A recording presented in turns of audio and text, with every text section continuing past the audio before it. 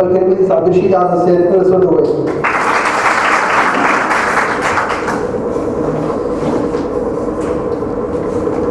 وما سنتوا. بسم الله الرحمن الرحيم. dhammaantiin waa idin salaamay waan idin soo dhaweynayaa xafladan maanta qabaqaabiseenna waxay ii tahay si gaar ah aniga maadaama aan waqtigii aan dhalinyarada ahaa nin journalista ama idaacadaha ka hadla waa iska taariikh wixii Soomaalida soo maray laakiin iyadoo Soomaaliya laba idaacadood oo waliba mid yahay tahay radio Muqdisho iyo radio Hargeysa jireen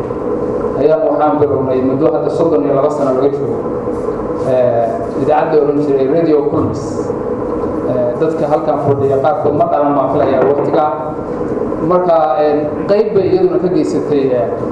amurihii Soomaaliya ka dhacay ama dhibaato ahaadeen ama wanaag ahaadeen marka waxaan jeclaan lahaa taas in aan kaga baxo taariikhdeedii hore xafladda maanta darteed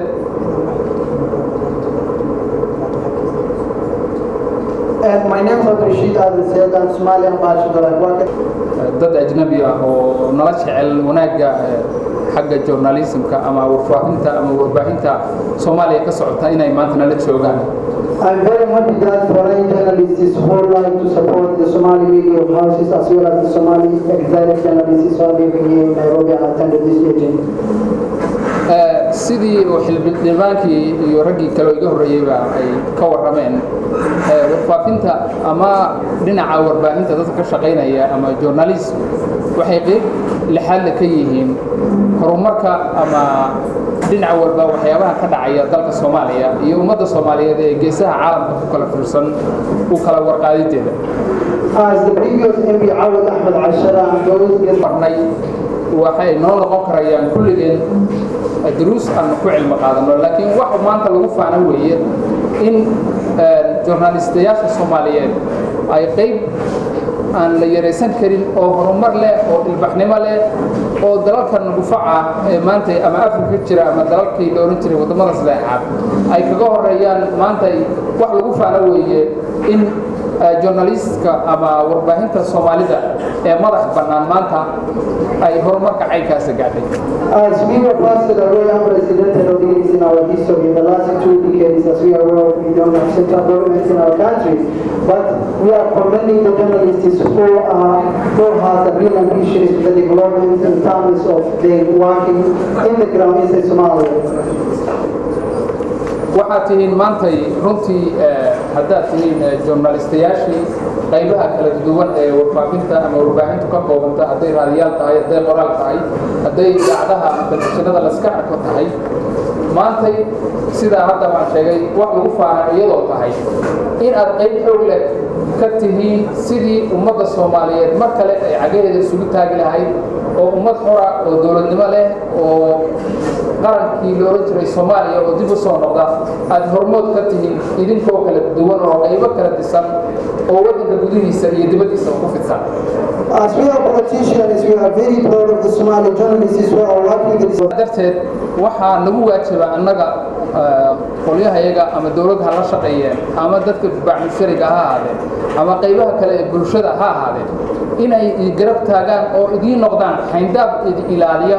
cid kasta oo isku dayda inay idin caburiso ama wax idin geysato haddaad journalistayaal tihiin dalka gudihiisa iyo dalka dibadiisaba.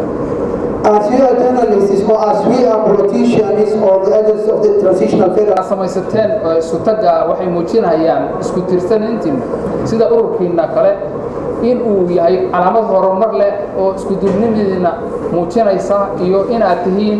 hal family ama hal qoys oo ummadda Soomaalida ku jira oo markaas ilaalinaya xuquuqdooda iyagoo dhowrayana waajibaadka lagu leeyahay waxa loogu leeyahayna fulinaya. As you come together and set up like this organization, which is National Union of Somali Journalists, waxaa loo baahan yahay waajibaadkiina awdataan inaad idinka gaban waxaan isla markaaba cad in waajibaadkiina dad badan oo fulinayay in ay qaarna u dhaawacmeen qaarna u dhinteen qaarna loo xirxiray taana waxaa weeyaan wax taariikhdu sheegaysa وانا أرين أن سومالي كريا إن إذا جرب تاجن تاي أنا هين journalistiyaasha caalamka oo dhan iyo dadka aqoonta leh ee u arkahaya iftiinkii nolosha inaad tihiin ay idinku garab taagan yihiin.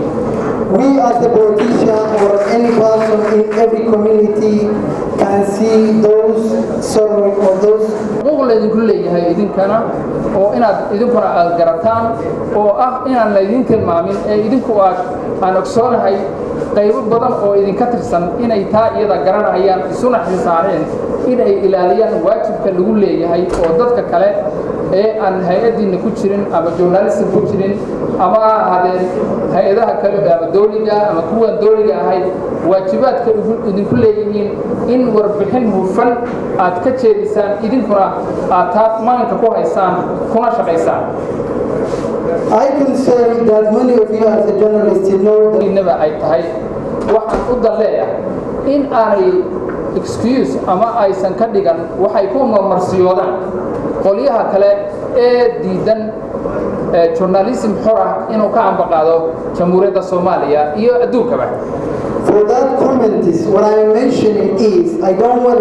to use those administratives who are corrupting, making impunity activists, those journalists who are working in this provision, and I need that you be inaan aniguna ku baaqo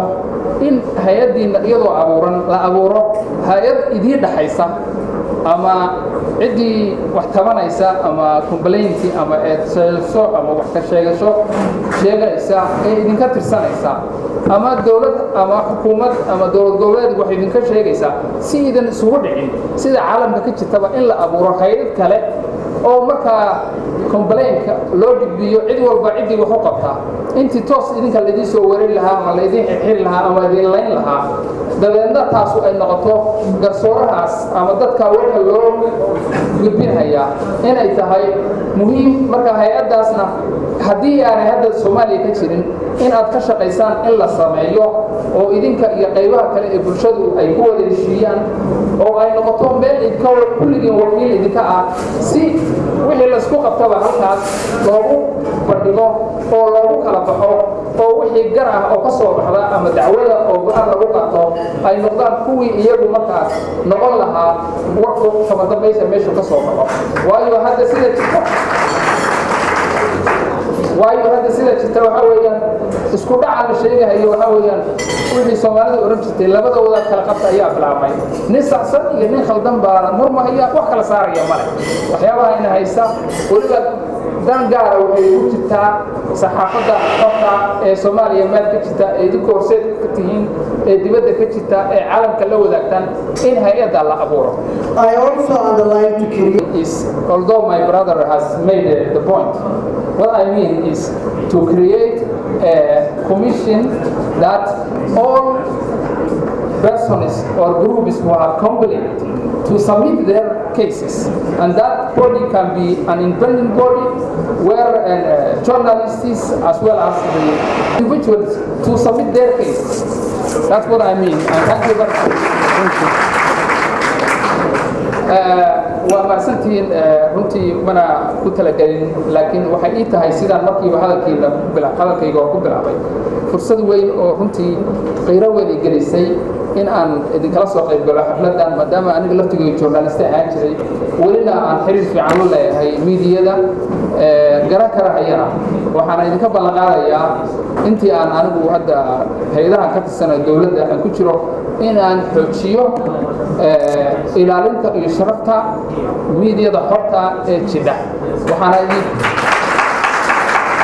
waxaana markaa idinku baaqayaa idinkuna xil walays saadeen oo waxba la idinku siiyo oo dadaal gaar ah u gasheen in aad halka maanta Soomaaliya miidiyadu joogto aad gaarsiisaan inaad idinkuna isxil saadaan oo warar hufan oo aan ceeb lahayn ee aan waqti siin ama chance ama fursad in midka aan doonayn ee kaligitaliska ee dumiyaha ee caburinta ku qoray ama caburinta doonaya aanu chance ka dhigan inaad idinkuna chance siin waxaan markaa la idin hambalyeeyaa sanadka cusub ee soo socda 2012 inuu noqdo sanad wax weyn aad gaadhaan waliba wax weyn oo inta hadda aad samayseen ka weyn aad gaari kartaan noolaadana meel aad joogtaan.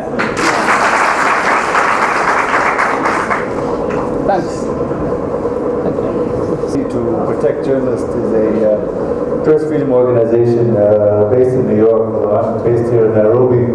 I've had a long working relationship with Newswatch, especially now. ururka CPJ oo laga soo gaabshay guddiga wadada xuquuqda saxaafadda ama Committee Protection of Journalists waxay xaruntiisu tahay magaalada New York ee dalka Mareykanka waana ururka xuquuqda saxaafadda ee warbaahinta. I'm also thanking my friend here for translating, otherwise my speech will be very short with you. sidoo kale waxaan mahadcelinayaa saaxiibkii hadalkayga turjumaya waayo hadalkayga waxa uu noqon lahaa mid ku adag in la fahmo wanaagsanteed. Since I worked with CPJ back in 2008, the sad truth is that Somalia has always held the terrible title of being the most dangerous place for journalists to work in Africa. tani markii aan ku soo biiray CPJ sanadkii 2008 waxaan u diiwaan gashay Soomaaliya inay ahayd meelaha ugu khatarta badan ee dhibaatada iyo tacdiyada loogu geysto wariyaasha isla markaana aan loo ogolan inay gutaan waajibaadkooda shaqo ee ka ag warbaahinta. When I look through the audience at the moment, I can recognize so many faces of people that I've worked with and I've spoken to in the past.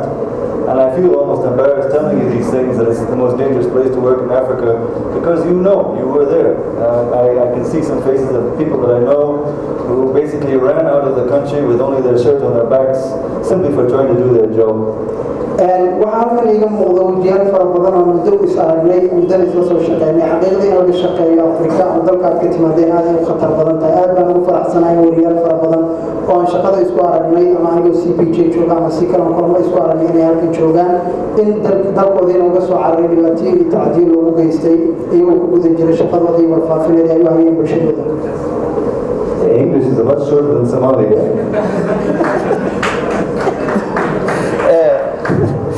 And some of those targeted, of course, are some of the best in the field. Often they're young, often they're the most courageous, and they went out to make a name for themselves, and therefore they're targeted. In other cases, they're targeted for being the best, being the most professional and the most critical. This is makes it so sad, and this is why this kind of event is so important. One of the markii hore wuxuu yiri malaha Ingiriis Soomaali waa ka kooban yahay laakiin waa ka warqabaa in laga shaqeeyo dhinaca warfaafinta way dhibaato badan tahay marmarka qaarkood kiisaska dhinaca impunity-ga Soomaaliya way ku soo noqdaan oo kiisas badan oo isoo ayaa ka dhaca laakiin haddana mar walba xafiid way dhawaadeen hawlada shaqo furiyeed. But the thing that amazes me most year after year is, despite all the problems, despite the fact it's probably the most dangerous place to work in Africa, you guys still do it. And I don't understand why or how, but it's impressive because there's still people in Somalia working in the field. There's still many Somali journalists here in exile working in the field. And perhaps what amazes me most of all is there are still journalists who fled from Somalia, fled for their lives, came to Nairobi, who came to Kampala, and now they're coming back to go back into the field and work in the profession. It's a madness I don't understand, but it's a madness that I support very much.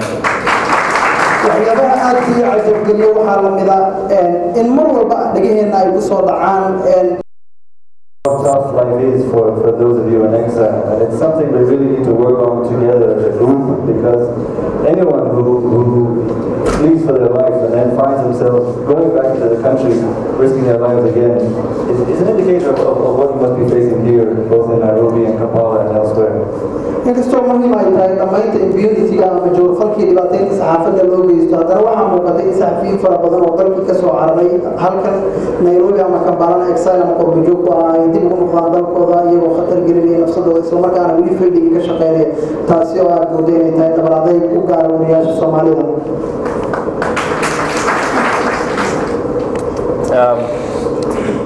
I mean, while I'm painting this gloomy picture of being the most dangerous place to work, I'm happy to report that the number of deaths and the number of casualties that we usually monitor at CPJ has reduced since 2008. So far this year, there's been at least 3 media workers who were killed in Somalia, and while that number is much less than previous years, it's still 3 too many. inkastoo intii aan soo shaqeynayay CPJ ay diiwaan gelisay wariyaal fara badan oo Soomaaliya lagu dilay haddana waxaad moodaa in hoos u dhac ku yimid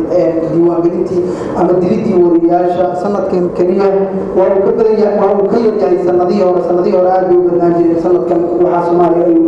diiwaangeliyay ilaa iyo 3 wariyaal. It's also important to point out that there's no one single perpetrator against Somali journalists. We should not pinpoint blame on one entity alone. For example, this year, 2 of the cases of the journalists who were killed, actually one journalist and one driver, it was actually suspected that it was the African Union forces which carried out the attack. waxaa muhiim ah in la xuso in wariyaashu aysan lahayn hal cadow ama hal qayb oo dhibaataysa sanadkan waxaan ka warqabnaa in darawalkii waday iyo wariye sida la tuhunsan yahay ay dilka u geysteen ciidamada nabad ilaalinta midowga Afrika ee Muqdisho ku sugan. In one of those cases, the African Union actually did concede and took the blame for the death of a foreign journalist, a Malaysian foreign correspondent. And it is, as far as I know, in the history of since 2000, the only one case in Somalia where actually the murder was resolved and the perpetrators were punished. waxaan jeclahay inaan kalimadii waxaan u jeedaa raashinkii iyo wadayac marka waxaan idinka mahadcelinayaa casimadda maanta igu casimateen maanta oo ah National Day to Impunity aan saaxiib wasiirka iyo xildhibaanka iyaga waan salaamaya warkii waxaan meenayaa inay iyaga dhameeyeen laakiin waxaan rabaa keliya inaan hoos ka xariiqo in annagana inaan taageerayno inaan ka xunahay waxyaabaha foosha xun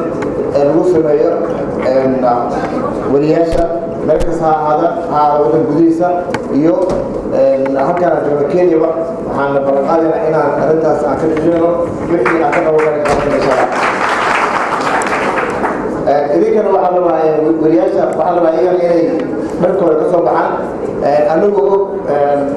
markasta markaan la kulmay hay'adaha qaramada midoobay iyo wadamada deeqaha bixiya waxaan u sheegaa in ilaa iyo 20 sano markuu jiray dagaalka suuqa waddanka jiray in wariyaasha Soomaaliyeed ayagoo aan dhihi karo qaarkood